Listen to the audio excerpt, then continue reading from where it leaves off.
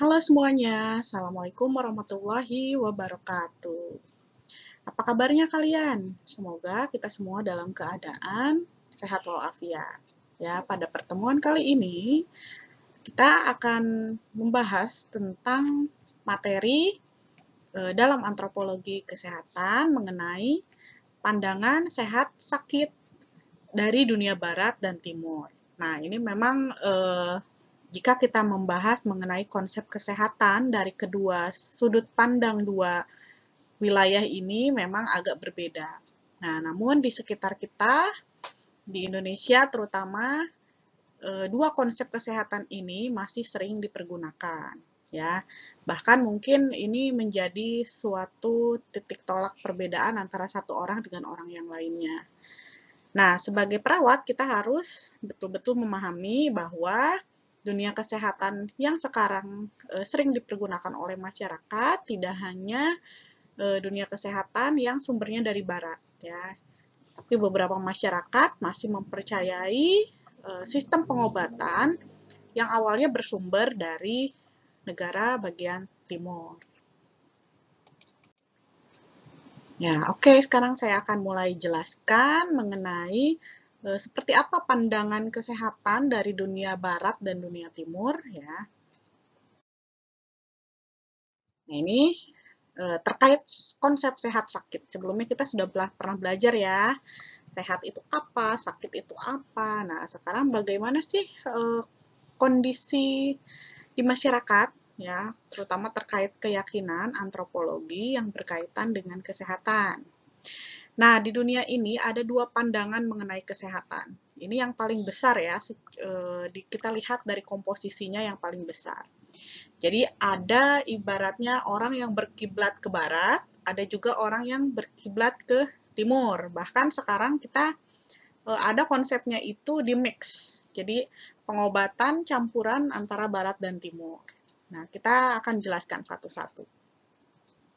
Secara umum, pengobatan barat ini selalu menjadi simbol dari sudut pandang materi ataupun pendekatan empiris. Jadi, kalau pengobatan dunia barat itu harus melalui proses penelitian, diteliti, harus secara empiris, harus terbukti secara ilmiah, dan lain sebagainya. Lain halnya dengan dunia timur, ya. Sudut pandang dari kesehatan menurut dunia timur ini dilihat dari non materi atau lebih tepatnya lebih ke pendekatan spiritual. Jadi pengobatannya itu ke arah spiritual. Nah, tidak dipungkiri bahwa awal peradaban dimulai, semua kejadian itu dikaitkan dengan fenomena spiritual dan dikaitkan dengan dewa-dewa. Ya, ini pada awal sekali muncul dikenal yang namanya suatu penyakit, seringkali dikaitkan oh penyakit ini adalah suatu kutukan. Oh, ini adalah penyakit ini adalah hukuman bagi orang-orang yang melanggar suatu aturan yang sebenarnya sudah diyakini di suatu masyarakat. Nah, awal mula muncul istilah penyakit seperti itu. Ini pun sama terjadi di masa Yunani. Jadi di Yunani kuno ini adalah tempat lahirnya kedokteran barat yang saat ini dikenal dengan dunia kedokteran ya. Tapi di awal masa tersebut eh, yang merawat dan menyembuhkan penyakit itu adalah seorang dewi atau adanya dewi. Ya, ada yang disebut ada yang terkenalnya itu Dewi Hagia dan Panakia. Ini merupakan putri dewa kesehatan, dewa Asklepios. Para pendeta kuil menjadi orang-orang yang dianggap perantara dan bertugas menangani kesehatan semua orang. Orang-orang suatu saat menyebut diri mereka Asklepedia, ya, putra Asklepios yang membantu menyembuhkan orang-orang sakit. Asklepiad ini merupakan cikal bakal dari dokter-dokter masa kini. Asklepiad ini membentuk serikat kerja medis yang mendorong lahirnya bentuk ilmu kedokteran yang didasar atas pengetahuan empiris. Asklepiad ini adalah orang yang sangat terkenal dan dianggap sebagai peletak dasar ilmu kedokteran modern. Ya, jadi asal muasalnya ilmu kedokteran barat itu dari Yunani kuno juga sebenarnya ya. Nah, sebenarnya kalau di dunia kedokteran, ada seorang tokoh yang terkenal ya, disebut Bapak Kedokteran. Nah, Bapak Kedokteran itu Hippocrates. Hippocrates ini eh, apa namanya, asal muasalnya juga dari Yunani kuno ya.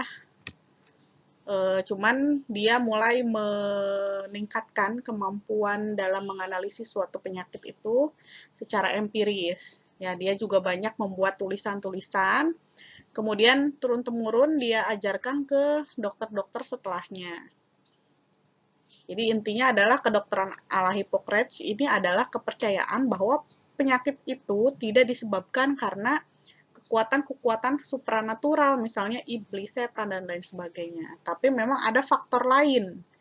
Nah, faktor-faktor tersebut lalu diteliti.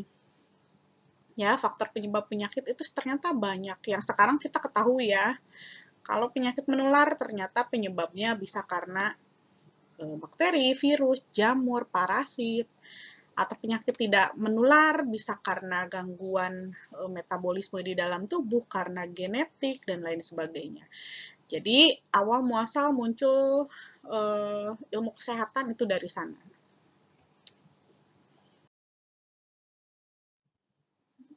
Ya, jadi sudah mulai diketahui oleh Hippocrates dan dokter-dokter pada masa itu bahwa terjadinya suatu penyakit itu tadi bukan karena gangguan spiritual, tapi karena fenomena alami, dan ini bisa dipelajari secara ilmiah dan dapat dipengaruhi juga oleh prosedur terapeutik dan pengaturan hidup seseorang yang sangat bijaksana. Jadi ternyata penyakit itu bukan karena adanya gangguan roh jahat, iblis, dan lain sebagainya, tapi bisa diatur, bisa diatur dengan pola makannya, bisa juga karena penyebabnya adalah agen-agen tertentu sehingga agen tersebut harus dihindari. Nah, mulai dari situ eh, apa namanya berkembang yang namanya ilmu kesehatan dan ilmu kedokteran.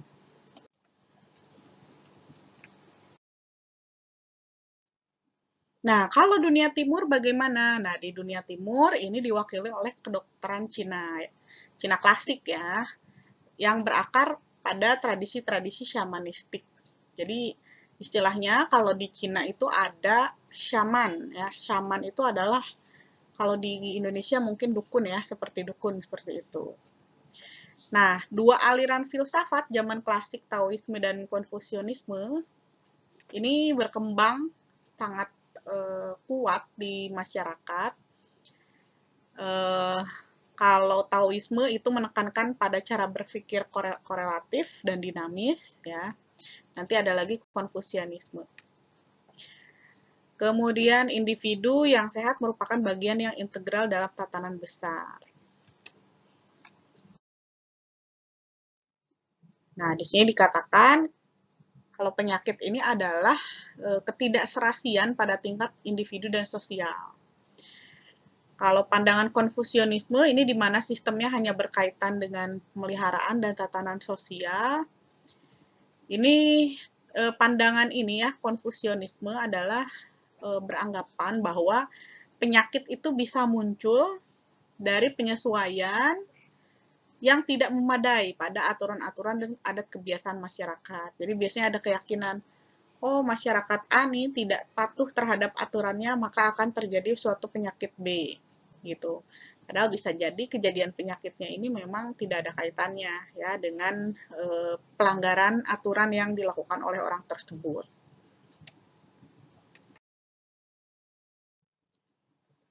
Nah, kalau di dunia timur, bagaimana caranya untuk sembuh? Ya, caranya untuk sembuh adalah harus mengubah dirinya untuk menyesuaikan dengan tatanan yang ada.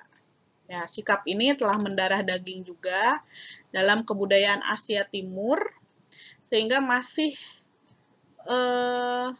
mendasari terapi modis modern baik di Cina maupun Jepang. Jadi di daerah Cina maupun Jepang walaupun sudah berkembang modernnya, tapi banyak yang dikombin dengan pengobatan-pengobatan timur.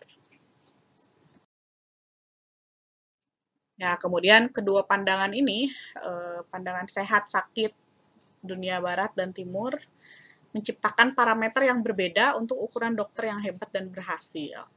ya, atau tenaga kesehatan yang hebat dan berhasil. Menurut pandangan Barat, ya, dokter yang hebat adalah spesialis, sudah mengetahui segala hal mengenai komponen pembentuk tubuh gitu. Atau sama ya, menurut dunia Barat itu perawatnya dia yang harus sudah advance, sudah harus spesialis S2 dan S3 gitu. Tapi kalau menurut dunia timur ya beda lagi ya. Nah, menurut dunia timur bagaimana? Kalau misalnya dokternya atau tenaga medis yang hebat, ya, tenaga kesehatan yang hebat adalah yang bijaksana dalam memperbaiki sinergisitas seorang individu dalam tatanan sosial maupun alam.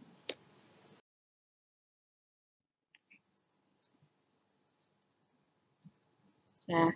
Nah, sehat sakit dunia barat dan timur, kedua pandangan ini sebenarnya sama, melihat kesehatan itu sebagai suatu sistem dengan menggunakan pendekatan yang holistik, ya.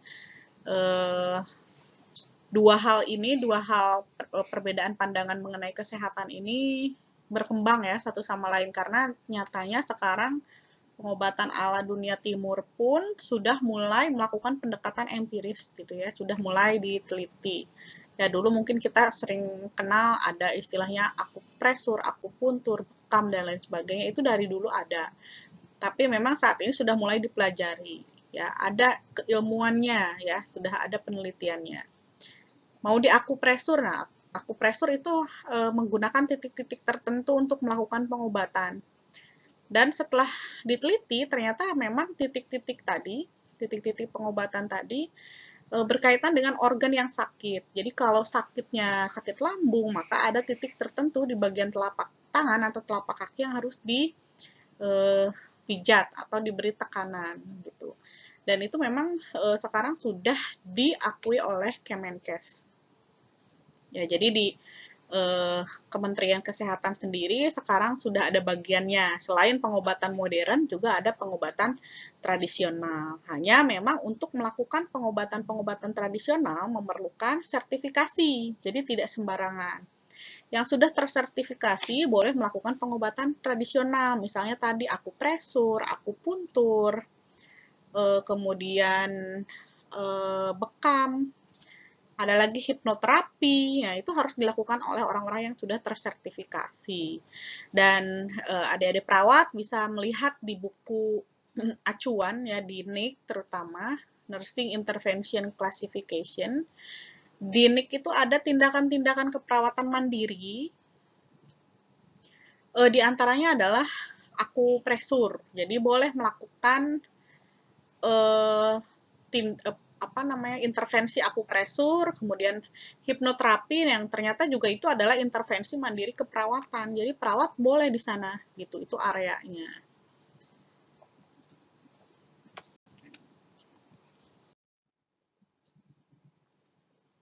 Nah, ini masih tentang dunia timur ya. Jadi pendekatannya ini pendekatan tertentu ketika ada orang dianggap sakit karena diganggu roh halus, karena ada yang mengirim sihir dan lain sebagainya, yang dianggap bijaksana adalah orang yang bisa mengubah tatanannya tadi.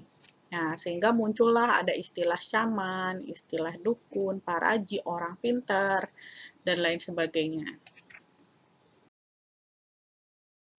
Nah, ini ada berbagai jenis pengobatan yang ada di dunia ya, yang di Indonesia sendiri ini masih sering digunakan ya. Yang saat ini sangat familiar adalah pengobatan modern barat ya. Seperti apa pengobatannya? Jadi pengobatannya ini menggunakan obat-obat sintesis seperti yang saat ini dijalankan di rumah sakit di seluruh Indonesia. Jadi obat sintetis ini dibuat oleh ahli obat ya, ahli farmako, seorang apoteker, dibuat dari senyawa kimia untuk mengatasi suatu masalah kesehatan, baik itu untuk mengobati virus, bakteri, jamur, mengatasi tanda gejala yang lainnya. Misalnya kalau ada orang sakit demam ya diberi antipiretik. Contoh obatnya kan banyak ya, ada Sanmo, paracetamol, ada terkena bakteri berarti dikasih antibiotik. Untuk mengatasi virus ada antivirus gitu ya. Untuk mual ada antiemetik. Nah, obat-obatan tersebut yang ada di rumah sakit itu termasuk obat-obatan sintetis. Sintesis itu artinya buatan ya. Memang sengaja dibuat oleh ahlinya untuk mengatasi suatu gejala atau membunuh agen atau sumber penyakit. Nah, kemudian ada tradisional timur ya. Contohnya apa? Akupuntur. Nah, kalau akupuntur ini terapi yang dilakukan dengan menggunakan jarum. Jadi jarumnya itu ditusuk ke titik-titik tertentu di bagian, terutama yang paling banyak digunakan itu di area telapak tangan, kemudian ada di punggung gitu ya, ada juga di telinga, di muka.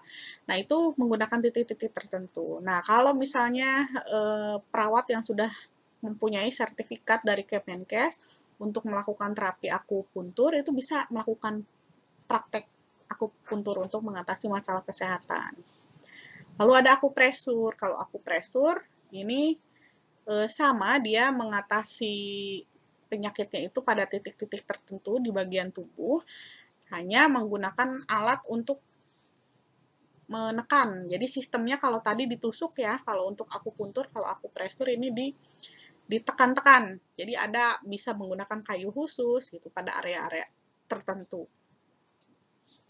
Kemudian ada herbal atau marine product. Jadi produk-produk herbal, tumbuhan atau misalnya dari laut. Nah, itu ada yang digunakan. Jadi misalnya untuk menyembuhkan penyakit asma gunakan tanaman tertentu, untuk menyembuhkan sakit perut gunakan daun kumis kucing. Nah, itu adalah herbal product. Jadi di Kemenkes sendiri sebenarnya sudah ada buku mengenai tanaman apa saja yang bisa digunakan ya, pengobatan tradisional dari tanaman, baik itu daunnya, buahnya, akarnya, batangnya, itu bisa dipergunakan untuk menyembuhkan suatu penyakit.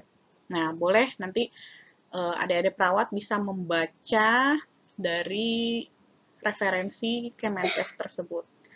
Karena itu berarti sudah diteliti gitu. Jadi kalau Kemenkes sudah mengeluarkan, artinya itu referensinya sudah bisa dipertanggungjawabkan. Kemudian ada animal product, jadi produk-produk dari hewan, bisa dagingnya, bisa telur hewan, bisa darahnya, ya, bisa hatinya, gitu ya, bisa otaknya. Nah, itu yang dianggap bisa menyembuhkan. Nanti terkait herbal medicine atau animal medicine, ini kita akan bahas lebih lengkap di pertemuan selanjutnya, ya, karena akan banyak sekali referensinya. Kemudian ada juga Islamic medicine. Islamic medicine ini adalah pengobatan ala Islam. Ya, yang di Indonesia sendiri di beberapa kelompok masyarakat sering dipergunakan. Yang sering kita dengar itu tibun nabawi. Maaf, di situ tubun ya, harusnya tibun nabawi. Salah satu pengobatannya biasanya menggunakan terapi madu dan lain sebagainya. Gitu ya, termasuk ruqyah dan itu juga termasuk di Islamic medicine. Kemudian pengobatan cara Cina, India, Yunani ini memang tidak terlalu banyak ya. Misalnya ada yang yin yang gitu, keseimbangan suhu panas, suhu dingin, sehingga kalau misalnya demam, hindari makanan-makanan yang sifatnya panas gitu. Kalau misalnya sedang kedinginan, maka konsumsi makanan yang panas dan lain sebagainya. Itu pengobatan Cina, India, Yunani, kurang lebih sama. Nah, kemudian jenis pengobatan lain juga ada, misalnya bloodletting, Hydrotex, nanti ini juga kita pelajari lebih lanjut ya. Di masyarakat kita ini banyak sekali pengobatan sedot lintah, kemudian pengobatan menggunakan perantara hewan gitu ya. Ini masih sering dilakukan di masyarakat. Nah, ini adalah berbagai jenis pengobatan, baik itu ala barat maupun ala timur yang sering dijumpai di masyarakat kita.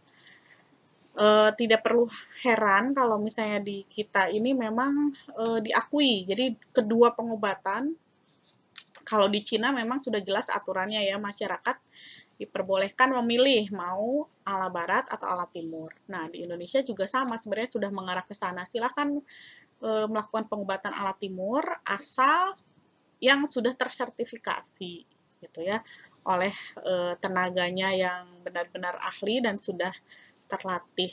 Jadi nggak sembarangan juga.